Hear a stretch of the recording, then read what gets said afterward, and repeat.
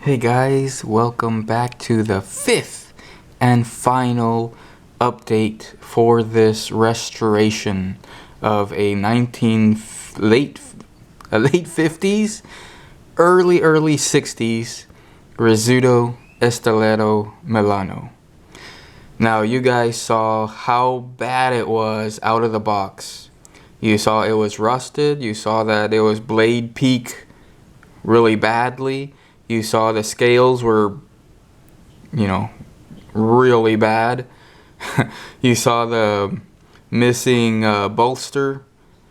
The way the blade was, it was bent, it was scratched up.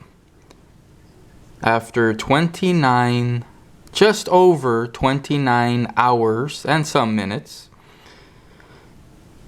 this is how it is today. From a night and a day, complete difference. Maybe, I don't know, I've been talking about this with my friends and family, if I should start a custom workshop or something like this. Like if you guys have,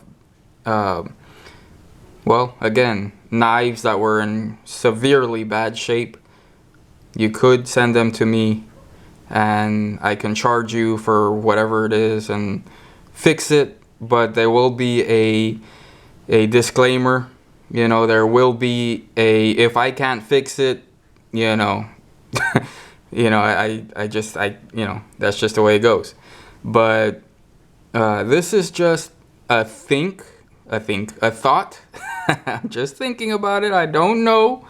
I haven't said, yes, I'm going to do this, or no, I'm not going to do this. It's just a thought floating out there. For the most part, again, after 29 hours, this is my third and best, at least in my opinion, best knife restoration project I have done. Now, I can't say this one is the top of the line or the best, because this one is also damn good.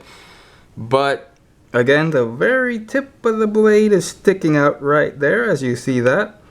And the way I can fix that, minus putting more pressure over here, is at this pin right here, I need to pin it a little bit tighter. And as you can see, I did not pin this tight. I just popped the pin in there and I did not tighten it down. I just left it in there.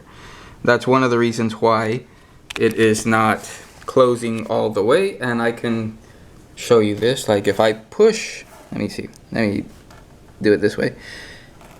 I'm gonna push this in, I'm gonna push pressure here. You can see the tip stays in.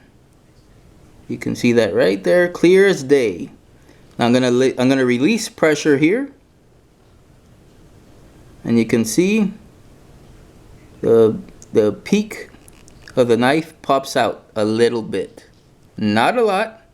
And I can live with it. So I'm going to live with it. It's just going to be the way it is. Now again, I can go back and I can fix that. And I showed you how I can fix it. Does it really bother the hell out of me? No, it doesn't. So I'm glad, it's like this and not worse. Moving on to this one. Yeah, I am in love with this particular last Rizzuto that I got. I mean, you guys can see the results. Go back to the first restoration video and come back and look at this one. Yeah, night and day difference, my friends.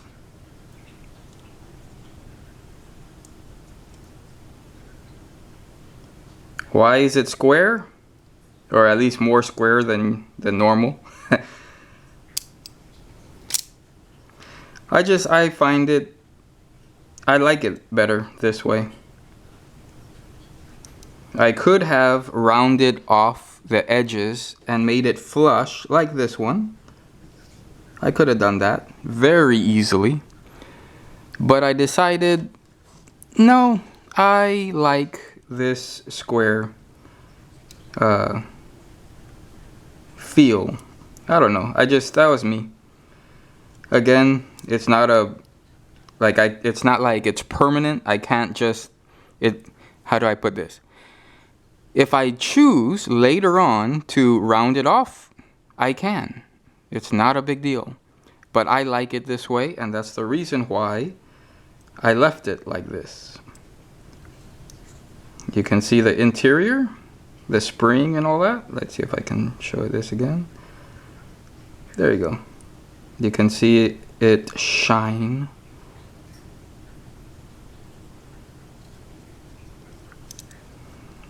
Now what you hear there is the safety and the, there you go. So you can see the safety right there, that I did not put that solder, the little clip on top, or the button on top. I just left it, again, original, the way I had it off of this particular knife. I did add the bolsters, the top bolsters off of this particular knife. Again, I put it on this one. And I cleaned up the rust. I cleaned up, as in I straightened up the liners. I straightened up the blade. I did a little bit of work on the inside, and that was so that I could have the blade sit. Ready? There you go. Look at that. And this I've done. I've how do I put this? I finished this project yesterday. I pulled an all-nighter. I really wanted to put the knife together, and I spent hours perfecting this knife. After I did that, I fired this thing. I always push the button more than 50 times. And I closed it, opened it, closed it, opened it. And to this point right now in time, you can see, I'm gonna try and focus in here.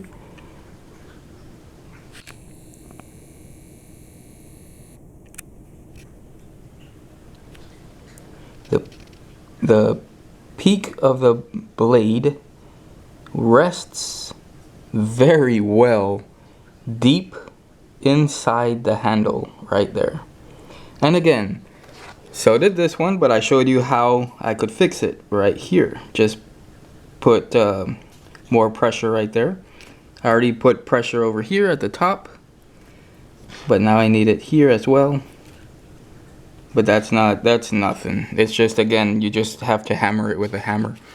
But again, I'm scared because there's a hairline crack right there, and I don't want to risk breaking it just because of a tiny little peak right there. It's not a big deal.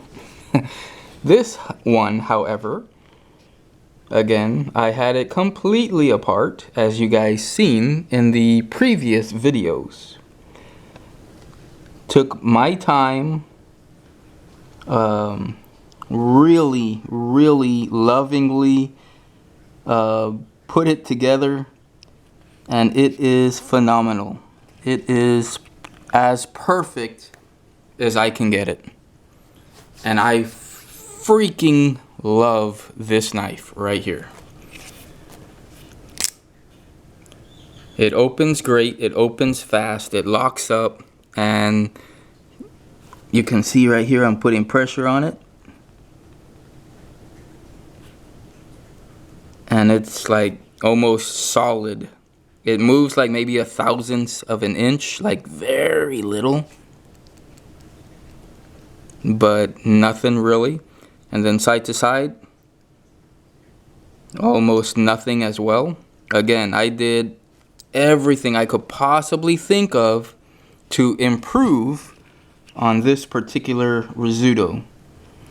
And it is one of the best that I have ever seen or handled, to my knowledge, up to this point in time. Now again, there is this one that's also very cool. Also custom. I made the entire handle, except for, of course, the spine and the spring. And the bolsters. The bolsters are original to the actual Rizzuto. The spring and the, what is it, the spine. Everything else we put on. Custom made right there. And it is, again, it is very heavy. It's all steel and aluminum. Right here's aluminum. So yeah, love this one because, I mean, come on, really, this is as original. Everything on this is original.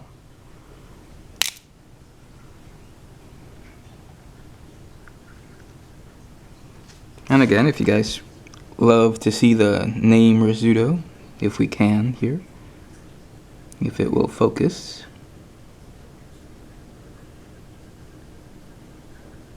Rizzuto Estileto Milano, right there. So there's that one. Also, the stainless steel is pressed in pretty good here. It's lightly pressed here. Okay. And then as well as this one, it's a nicely pressed as well. And then the stainless steel on this one is deeply pressed in. As for this one right here, it's very deeply pressed, Rizzuto Estileto Milano, and very lightly pressed, that says stainless steel.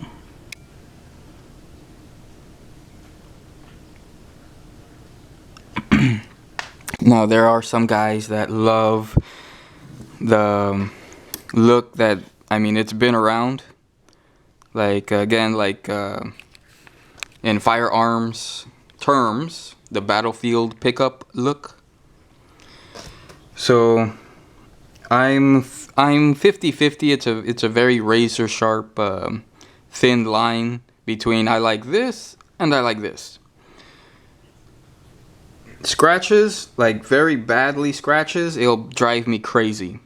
Light scratches, I don't care. This particular one, I had it perfect, man. I had the handle freaking brand new. It looked amazing. It was perfect.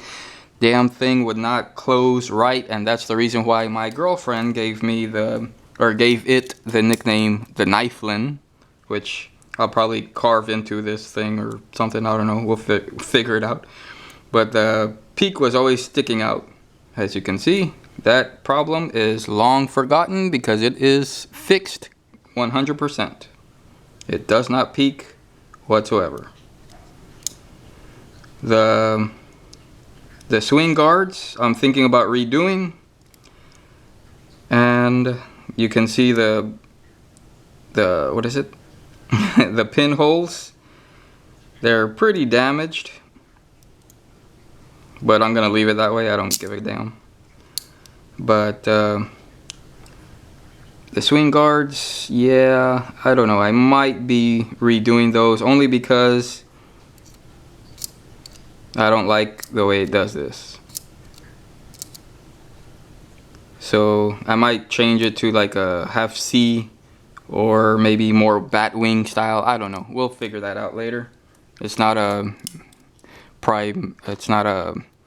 concern as of right now. It's not high priority. My God, I can't talk. Priority. It's not a very high one, so I don't care. At least up to this point in time. Now, for this one, again, freaking perfect, man. All original except for the scales. You saw that was the point of the restoration.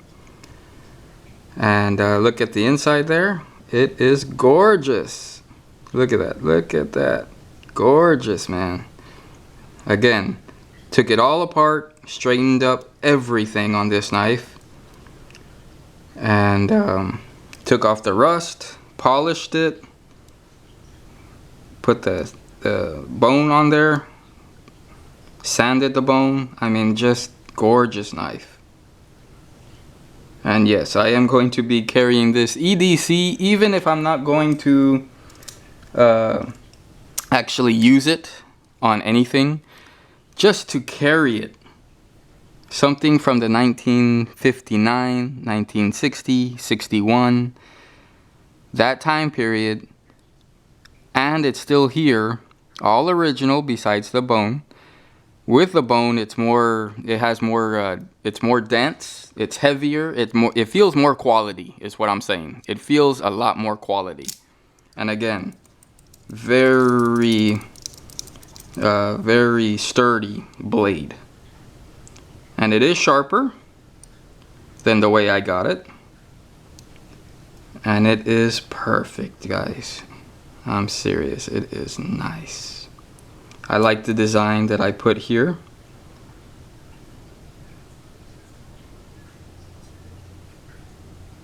Just awesome. Anyway, guys, this is my third restoration. The first one was this one that was in severely bad shape, even worse than this one. So got this one working, lever lock style. Second restoration, gorgeous. Third restoration, perfect right here, just gorgeous right there. Alright guys, well, that's about it. Ah, yes, before I forget, because I almost forgot. Let's show you what it took to make this knife possible. So here you can see I had everything taken down. There's the bones.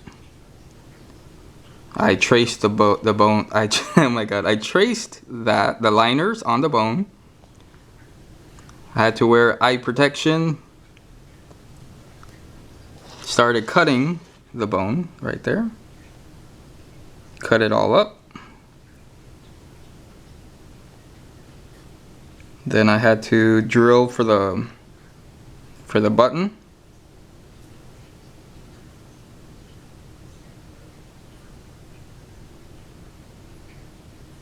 Showing that I put that one on the liner. That one I still have not done it. Showing that you can use the button there.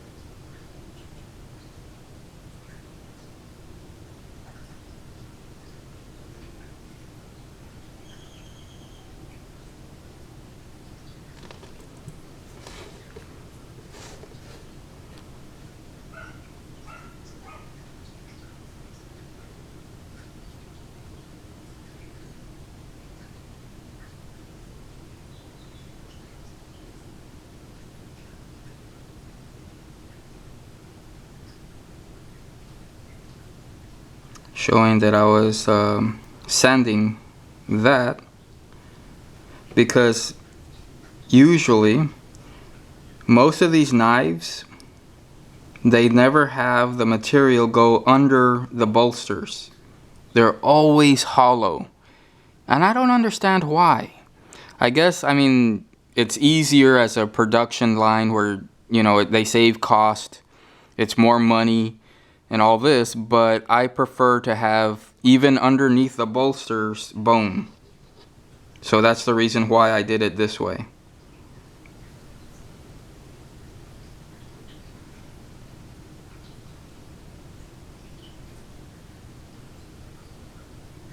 So you can see that right there.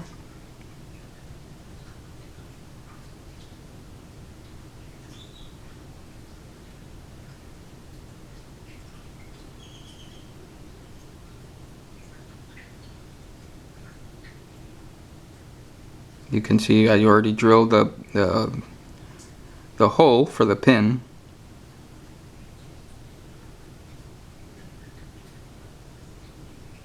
That one's ready. We move on to the next.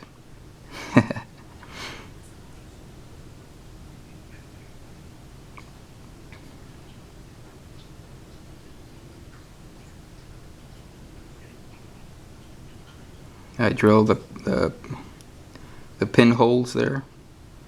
You can see the way I designed it. That's me using it, thinking, okay, this is gonna be how it's gonna look and this is how it's gonna feel. Just making sure everything will work the way it should before I even put or hammer it together.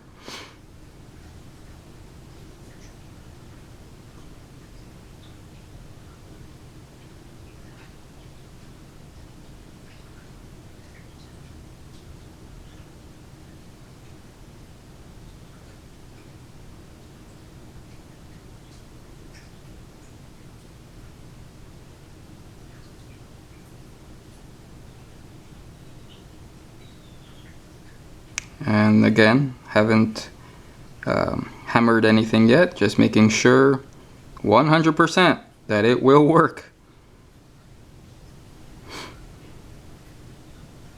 And there you go. So for the most part, guys, that's about it. It was a long journey to get from point A to point B, but it is completely worth it. Gorgeous, gorgeous knife. It locks up, as you saw in the video. Can't use it. Okay, slide down and flies out. Just gorgeous. I can't tell you enough how much I love the Rizzuto Estileto Milano switchblade knives. Freaking amazing knives. Alright guys, now for another video, or getting ready for another video, I'm gonna be talking about custom sheaths for my knives. So stay tuned for that. Talk right now. Bye guys.